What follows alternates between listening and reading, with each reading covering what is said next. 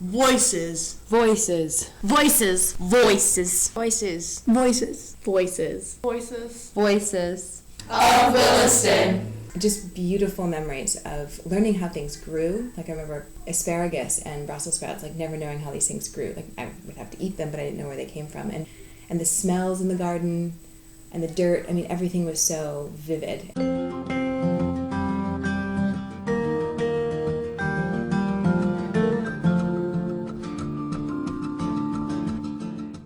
My name is Adrienne Mantegna, and I'm an English teacher at Williston. I live in Northampton, Massachusetts, and I'm actually originally from Haydenville, which is a little town basically right next door to Northampton. My mother was just graduating when she was pregnant with me, and my father was a year older, so he had graduated the year before, and they were high school sweethearts, but not so much. And they had me, and when they were 17 and 18 years old, So they were divorced. They got married because they were forced to. Divorced within a year. So I wasn't even a year old when they were divorced. And my father kind of left my life. He had some drug problems and drinking problems, really significant ones. And as a result, was not in my life for many years. And my mother got remarried and then divorced. So there was never really a stable father figure in my life. My father lives in Connecticut, and I actually, for many years, didn't talk to him. And then he came back into my life a little bit, but then started to drink again. So, kind of left my life. And it's kind of been in and out. And then I would say for the past 3.5 years, I haven't spoken with him at all. And just recently, I called him and asked him to meet because I wanted to talk to him about his responsibility and role in he's got 2 daughters because he remarried and has 2 kids, and I don't know them. I really wanted him to know how I felt about that.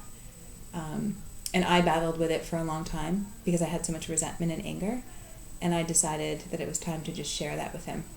And it was probably one of the most revealing, difficult, but rewarding conversations I've had in my life.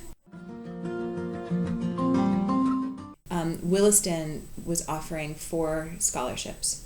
2 of them were day student scholarships and 2 of them were boarding scholarships, 1 each to a boy and a girl.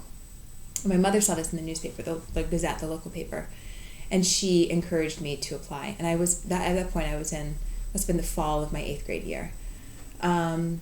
And I had never heard of Williston. I mean, I just thought that I was stuck in what we call the jail, because it actually physically looks like a jail, the high school, middle school that I was in.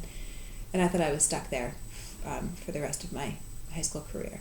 So anyway, I went through the application process. I remember I wrote about my mother I had to write about a hero, and I wrote about my mother, which is funny. But I didn't think that it was at all a possibility. I come from lower middle class family.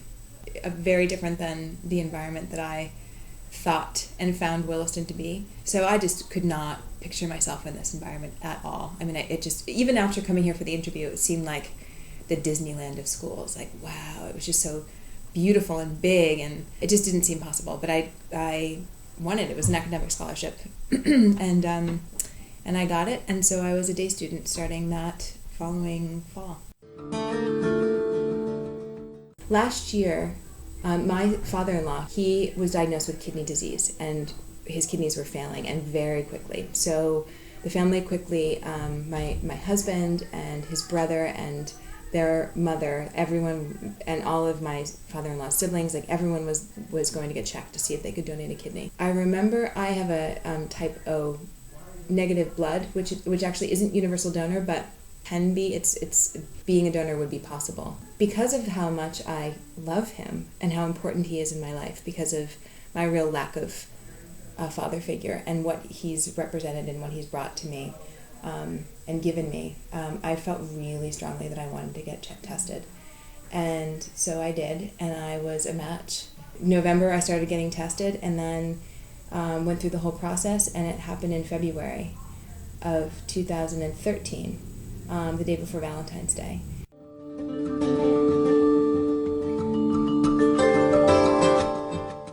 My father-in-law is doing better than he ever has done.